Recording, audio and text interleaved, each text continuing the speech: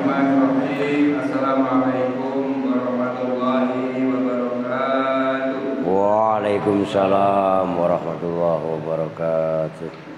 Alhamdulillahirabbil alamin wassalatu wassalamu ala asyrofil anbiya'i wal mursalin wa ala alihi wa sahbihi ajma'in. Amma ba'du. Yang sama-sama kita hormati guru kita Al-Mukarram Abu Ustaz Mukarramin SPDI. Semoga beliau tetap dijaga hidayah dan usahanya dimudahkan di dalam mengelola pondoknya serta diberikan kesabaran di dalam memberikan ilmunya kepada kita semua. Amin.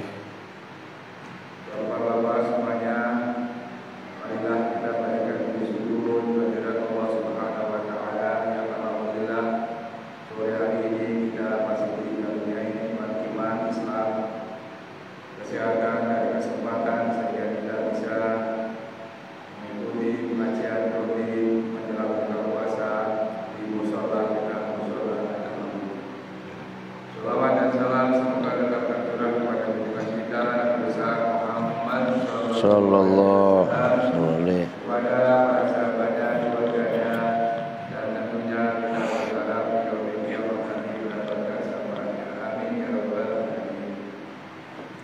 Baiklah bapak-bapak semuanya, para hadirin semuanya, marilah kita awali pengajian kita ini dengan turun Quran. Mudah-mudahan Allah senantiasa memberikan keberkahan dan kemudahan kita di dalam menerima pelajaran dari guru kita dan kita bisa melaksanakan dalam kehidupan kita sehari-hari. Kita harapkan Nabi Muhammad SAW Al-Fatihah. A'udzu billahi minasy syaithanir rajim. Bismillahirrahmanirrahim. Alhamdulillahirabbil alamin. Arrahmanirrahim. Maliki yaumiddin. Iyyaka na'budu wa iyyaka nasta'in. Ihdinas siratal mustaqim. Siratal ladzina an'amta 'alaihim ghairil maghdubi 'alaihim waladdallin. Amin. Selanjutnya waktu kami berikan kepada guru. Assalamualaikum warahmatullahi wabarakatuh. Waalaikumsalam warahmatullahi wabarakatuh. Ya Rabbi bil Mustafa balligh maqasidana waghfir lana ma madha ya wasi'al karami ya Rabbi Bil Mustafa balligh maqasidana waghfir lana ma madha ya wasi'al karami. wal habibul ladzi turja syafa'atuhu likulli hawlin minal ahwali muqtahimi ya Rabbi bil balligh maqasidana waghfir lana ma madha Nabiyuna al-amirun nahi fala ahadun abarra fi qawli la minhu wa la nami ya Rabbi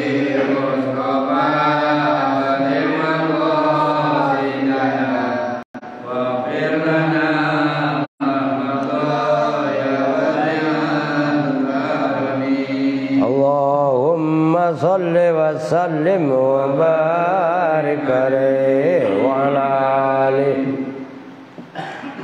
Bismillahirrahmanirrahim. Alhamdulillahi rabbil alamin. Wa bihi nasta'inu ala umuri dunya waddin. Wassalatu wassalamu ala asyrafil anbiya'i wal mursalin. Sayyidina wa maulana Muhammadin wa ala alihi wa sahbihi ajma'in, amma ba'du. Qala subhanaka la ilma lana illa ma 'allamtana innaka antal alimul hakim. Rabbi shrah li sadri wa yassir li amri wahlul 'uqdatam min lisani yafqahu qawli.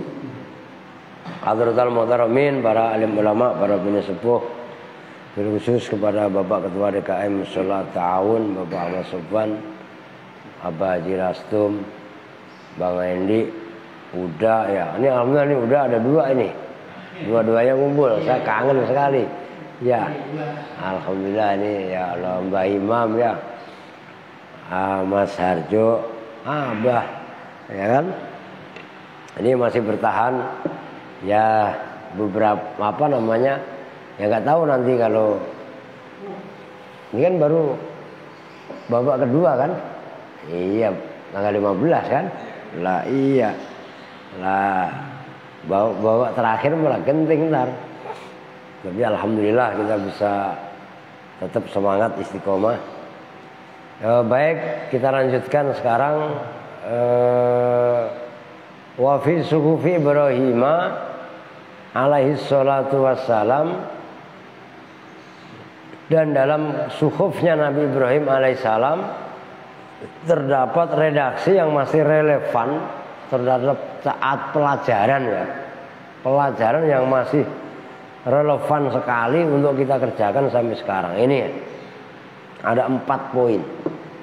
Alal akil ayyakuna mumsikan lisanahu arifan bi zamanihi mukbilan ala sya'nihi.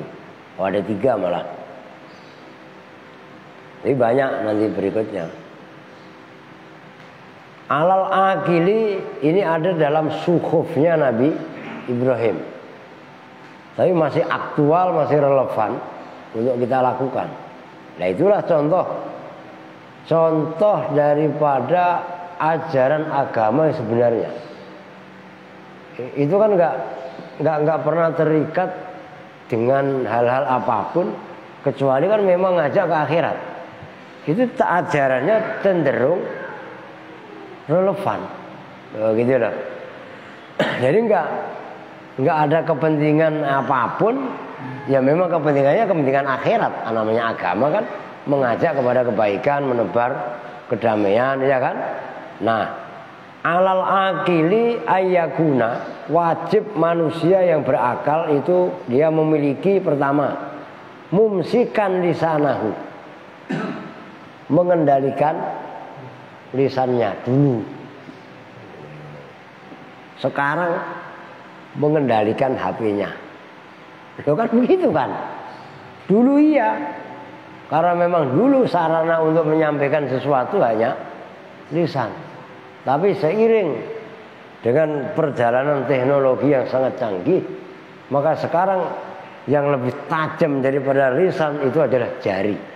Nah itu kaitannya ngetik. Lah iya kan? Nah, harus bisa mengendalikan jarinya. Tuh. Itu yang pertama. Yang kedua, arifan bi zamanihi. Harus arif dengan zamannya. Mengetahui, bijak, arif. Zaman musim begini, kita harus baca situasi. Oh, musim apa ini?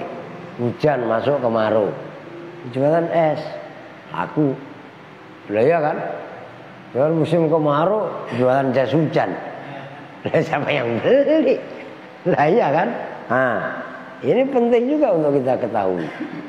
Oh ini 2023, berarti nanti 2024 politik, oh, kan begitu. Nah, ada apa nanti dengan politik? Jangan sampai ibaratnya politik menjadi sebab hancurnya persatuan dan kesatuan. Nah itu nggak benar. Nah kan gitu. Jadi terus kita bisa menilai gitu loh. Jadi kita bisa menempatkan, kita bisa ambil posisi bagaimana dalam setiap keadaan sekalipun kita itu bisa memberi manfaat, memberi kontribusi kepada orang lain. Itu maksudnya arifan bizamanihi. Jangan ngampleh, ya Pak.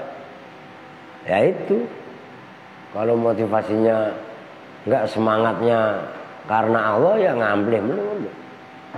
Mukbilan ala sa'nihi, menghadapi atas segala yang dihadapinya. Ada masalah, jangan pernah lari dari masalah. Masalah itu yang harus kita selesaikan.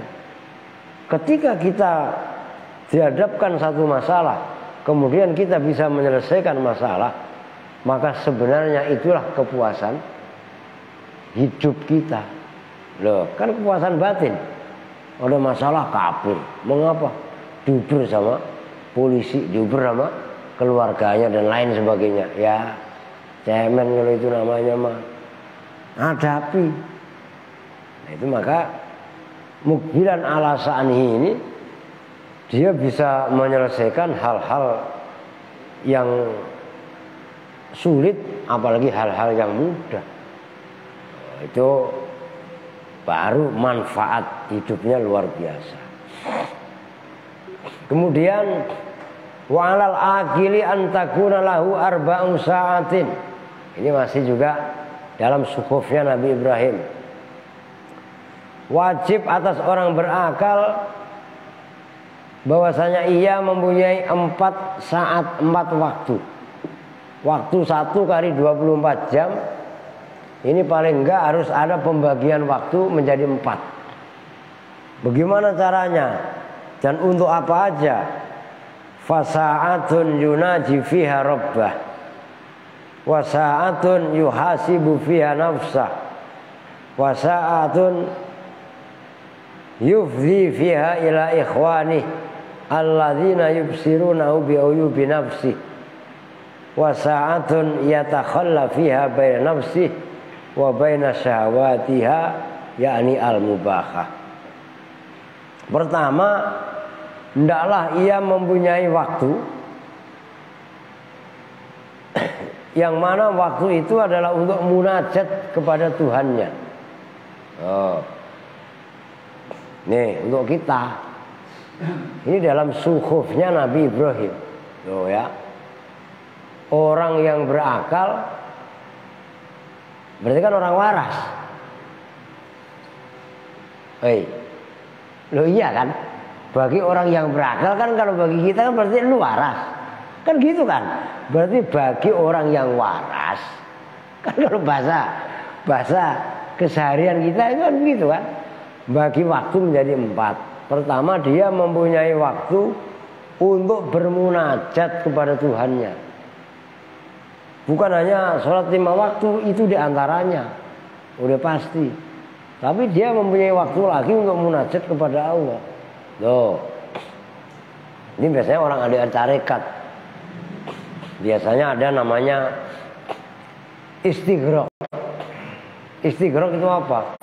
Menenggelamkan diri dalam bercengkerama dengan Allah.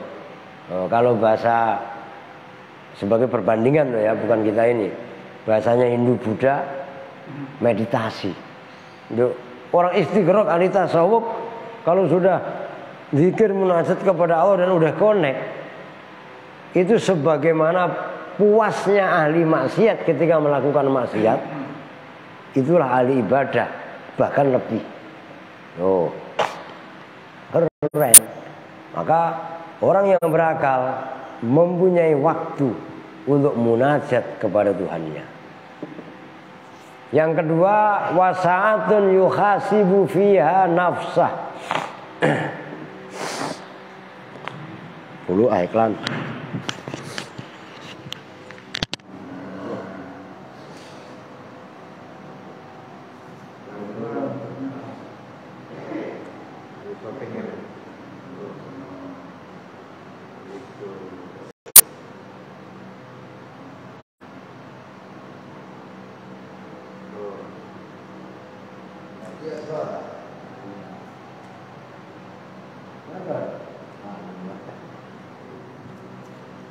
Masya Allah.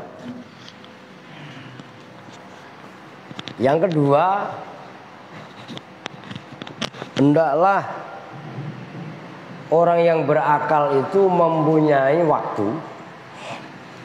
Yang waktu ini untuk muhasabah. Ini kalau muhasabah kan udah pada tahu kan, menyesali diri. Maksudnya menyesali diri, ngitung-ngitung kesalahan dengan kebenaran yang dilakukan, baikan mana. Tuh. Ya itu tadi dalam meditasi itu diantaranya ya untuk itu. Ya Allah, pinter amat umpamanya ceramah nyeramahin orang. Emang yang diceramahkan tadi ini maksudnya yang ngomong penceramahnya, apakah saya udah bisa menjalankan, mengamalkan apa yang saya sampaikan. Nah ini, jadi kita nggak usah nunjuk orang lain. Nah, kita nggak mencari kambing hitam, kambing putih apa kambing coklat, nggak perlu kita. Tapi kita pure pelong untuk mencari kesalahan diri sendiri. Itu muhasabah. Jadi seharian ini banyakan tidur, banyakan baca Quran, apa banyakan ngomongin orang. Nah gitu aja muhasabah. Itulah kata Nabi, hasibu qabla an tuhasabu. Kalian bermuhasabahlah sebelum nanti dihisab oleh Allah. Wazinu anfusakum qabla an tuzanu. Timbang, ukur badan diri kalian benar dengan salahnya banyakan mana sebelum nanti kalian ditimbang oleh zat yang maha menimbang, yaitu Allah melalui para malaikat. Wasa'atun yufdhi fiha ila ikhwani alladzina yubsirunahu bi'uyubi nafsihi. Ia mau nyambangi kepada saudara-saudaranya, terlebih-lebih saudara-saudara tadi yang memberitahu orang tadi akan kesalahannya. Silaturahmi tetap dijaga. Dan yang terakhir, wasa'atun yatakhalla fiha baina nafsihi wa baina syahawati. Ada satu saat kamu diberi kebebasan orang tadi dengan syahwatnya. Maksudnya syahwat yang mubah. Syahwat yang mubah kan makan, minum, tidur. Kalau nikah ya nikah. Kan misalnya gitu kan. Tapi enggak zina. Makan ya makan, tapi enggak nyuri. Minum ya minum, jangan mabok. Nah itu maksudnya. Dia menasarufkan syahwatnya, tapi syahwat yang mubah. Nah itu maksudnya. Ya kan kalau orang udah bisa bagi waktunya seperti itu mah, Masya Allah, mungkin kapan dia mati kok dia tahu. Lah iya kan? Kan ada orang-orang tertentu, bahkan walaupun ajal itu rahasianya Allah, tapi ada orang-orang tertentu yang dikasih tahu oleh Allah. Bukan dia lebih hebat, enggak. Kan dikasih tahu sama Allah. Dan orang yang bisa dikasih tahu sama Allah kan bukan orang sembarangan. Nah, kalau timbang tahu apa yang terjadi besok, saya kok tahu. Nggak percaya. Besok hari Jumat. Iya apa enggak? Sembarangan. Itu kan bukan itu.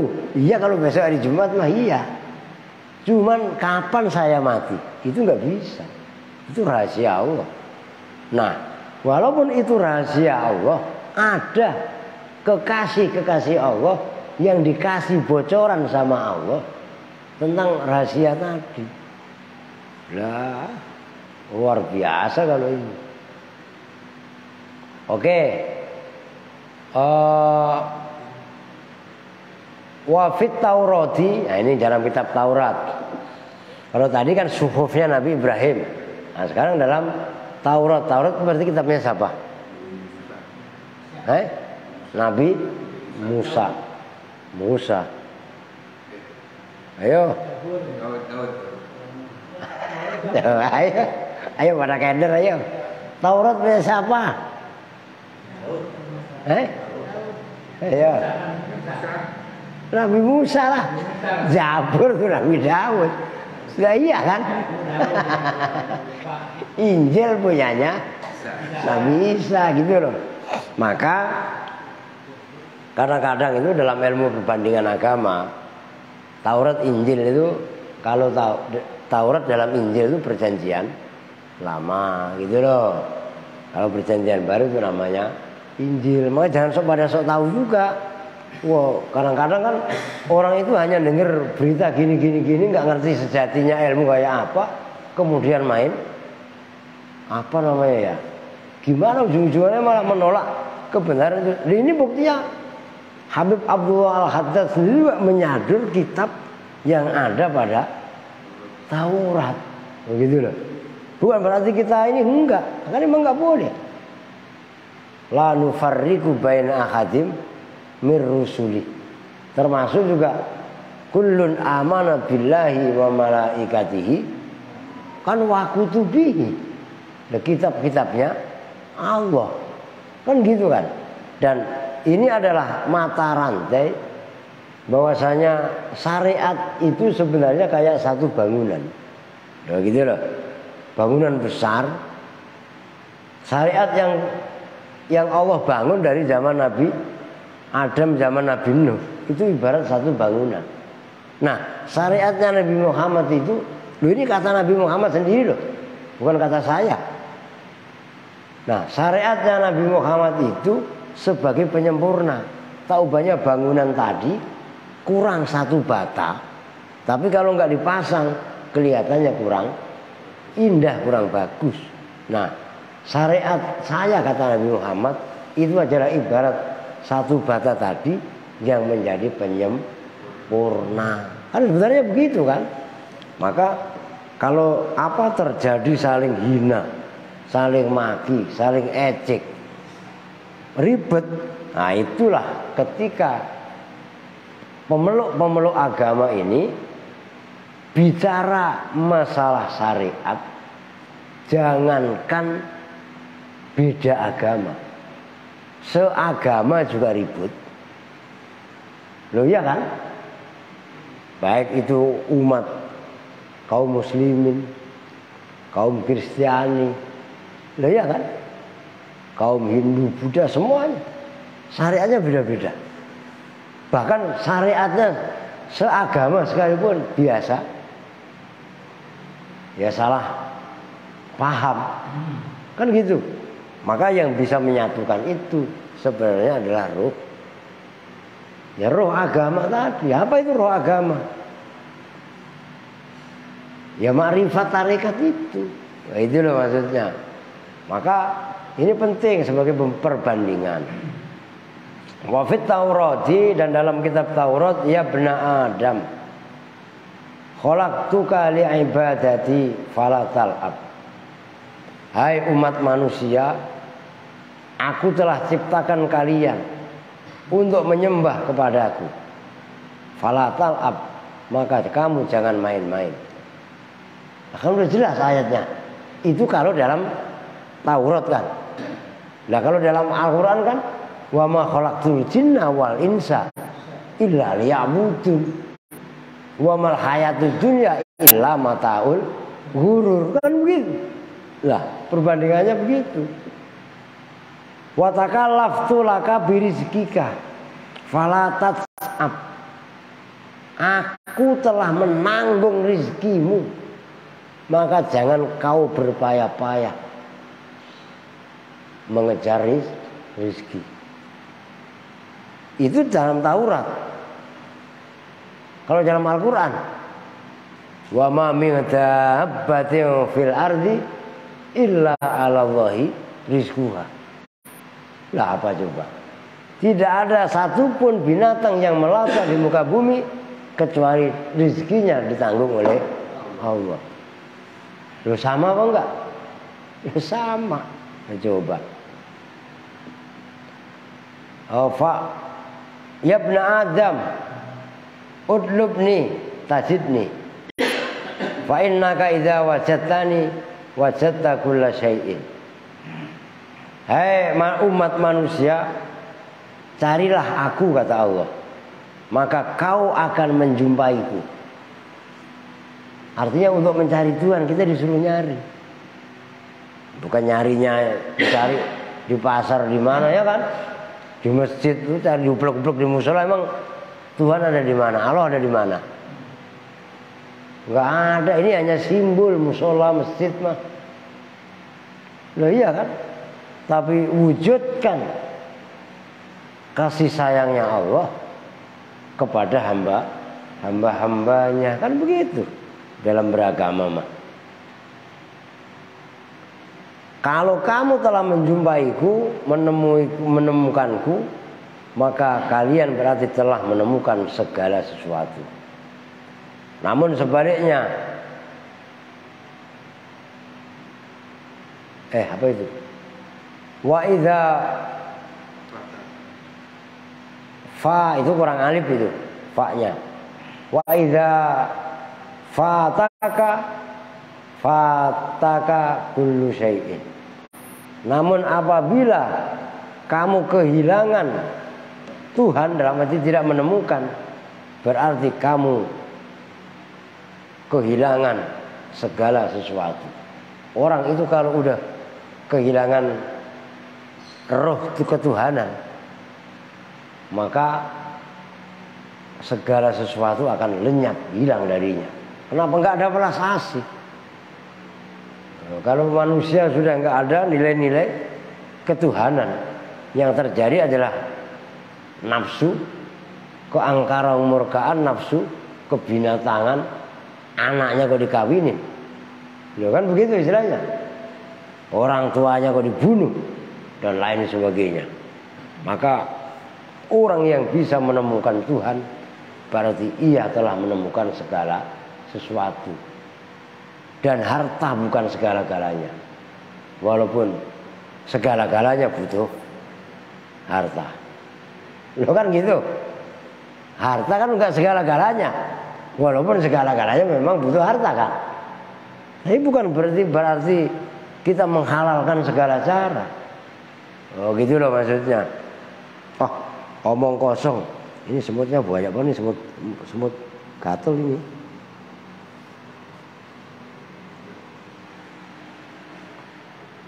Wes ngopi kali semutnya.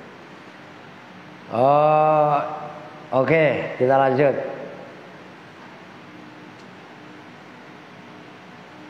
Ya ibna Adam, anallahu alladzi aqulu li syai' kun fayakun. Hai manusia, saya adalah Allah, yang mana saya yang telah mengatakan kepada segala sesuatu kun fayakun. Oh, kalian mau cari apa lagi? Manusia, manusia, kata Allah, kan begitu kan? Kok masih nggak percaya kalian? Makan dari dulu begitu. Nabi mana yang datang dilulukan, disambut iya. Udah berkali-kali saya sampaikan kan. Nabi wali dakwah dari mana-mana nggak disambut, tapi disambit. Itu faktanya seperti itu. Gitu loh. Kenapa? Karena yang diajak oleh para nabi, yang diajak oleh para wali itu hal yang bertentangan dengan nafsu umat manusia. Mau nabinya siapa ya? Dimaki-maki. Nabi Nuh ya sama. Ayo siapa? Nabi Ibrahim sama bapaknya dewek. Ayo. Nabi ya hampir semuanya. Ya memang seperti itu bawaannya. Maka memegang ilmu kenabian, memegang ilmu kewalian itu berat. Tapi ringan kalau memang datang pertolongan Allah, maka jangan merasa bisa. Kalau kita merasa bisa itu namanya sombong. Nah, terus bagaimana? Hadirkan kemauan dan kuasa Allah. Kalau semuanya atas kehendak Allah mah nggak ada yang mustahil bagi Allah. Tuh begitu. Maka isi sama dengan kosong. Kosong sama dengan isi. Loh, bagaimana ceritanya? Kok isi sama dengan kosong? Kalau kita merasa isi, diri kita ini merasa bisa, maka yang terjadi adalah kosong dari pertolongan Allah. Tapi kalau kita kosong, malah sama dengan isi. Kita bisa mengosongkan kesok pinteran kita, kesok kayaan kita, serta sok-sok yang lain. Maka kan berarti udah kekosong. Siapa kita nggak ada apa-apanya. Maka diisi oleh pertolongan Allah. Nah itulah agama. Simpel sebenarnya. Jadi dibilang berat banget juga kagak, cuman ringan banget juga enggak, tergantung.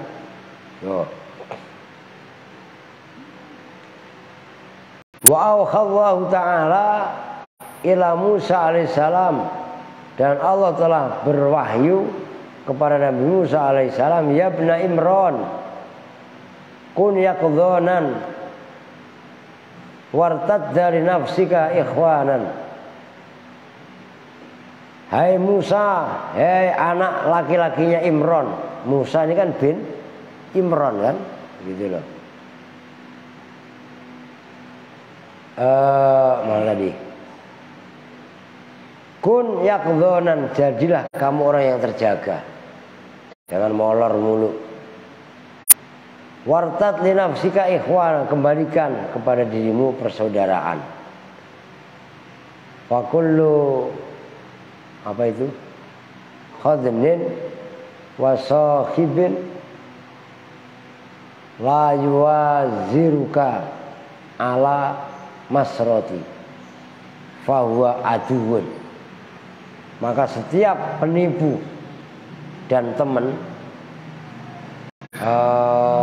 itu tidak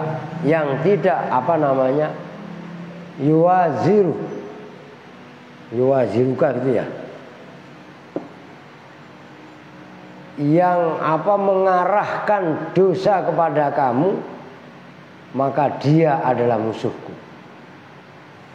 Setiap orang, setiap teman yang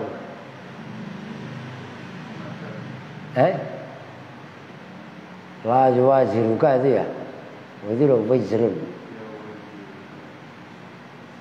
La yuwaziruka ala masrati fa huwa aduwwun. Ya Musa, hai Musa.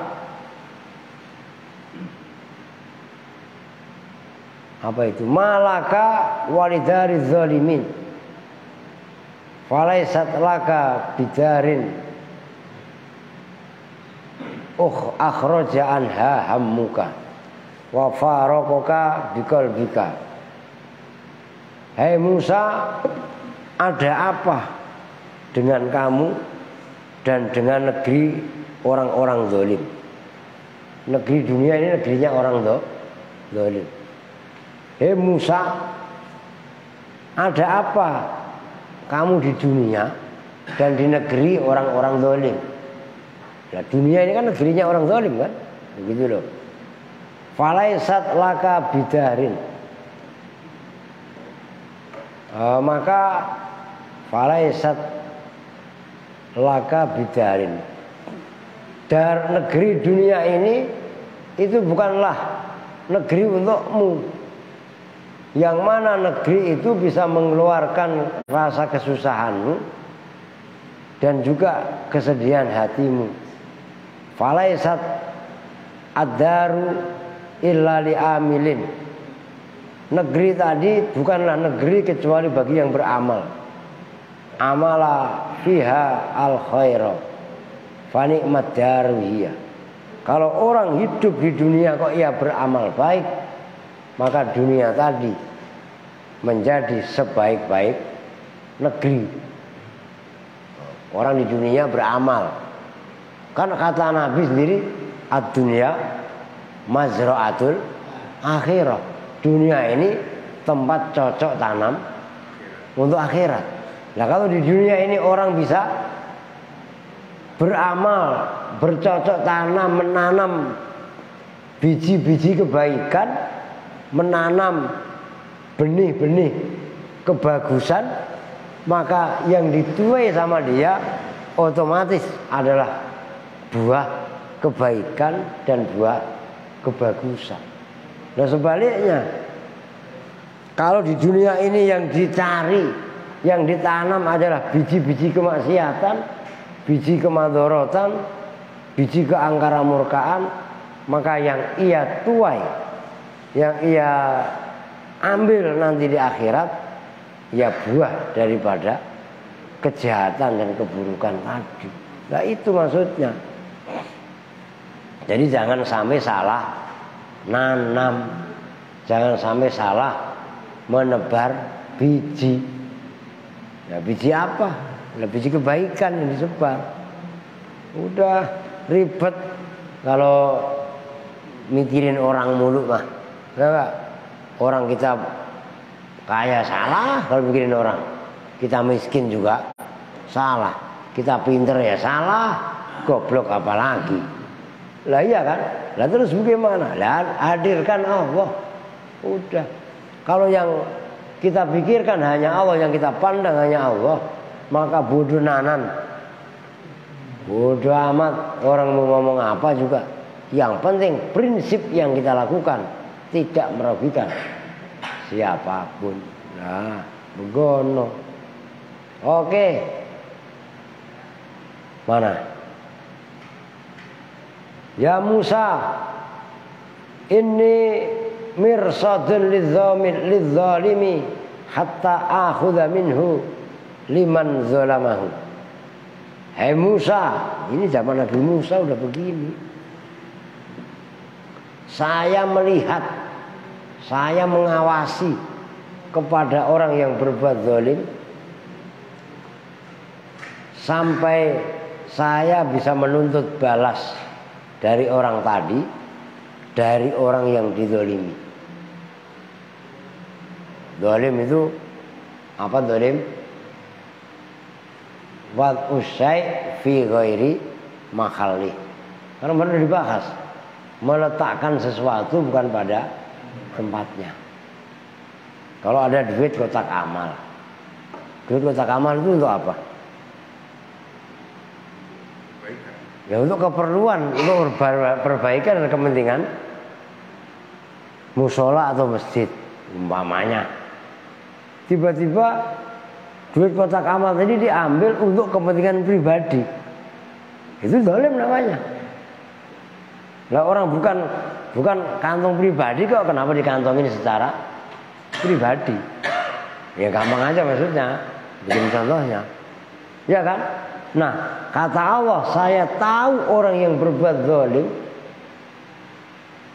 sampai saya bisa memutuskan keadilan siapa orang tadi yang dizalimi. Itu maksudnya. Maka di dunia kita bisa oke, bahkan pengacara atau apa, mungkin kalau punya banyak duit bisa disuap. Tapi malaikat apakah bisa disuap? Malaikat apakah bisa disogok? Malaikat nggak makan, nggak minum, nggak doyan, nggak butuh rupiah. Maka kalau udah wakbar. Kalau berdoa nggak usah serius-serius sama malaikat. Orang malaikat tuh nggak ngerti duit tuh. Oh iya kan ya? Lah emangnya? Lah ya udah ya. Udah kalau udah besok lah. Kok saya pacaran baru mau melucu ya. Oke, kita tutup bersama-sama dengan doa berbuka puasa. Bismillahirrahmanirrahim. Allahumma laka sumtu wa ala rizkika aftartu wa bika amantu bi rahmatika ya arhamar rahimin. Wa alaikum warahmatullahi wabarakatuh.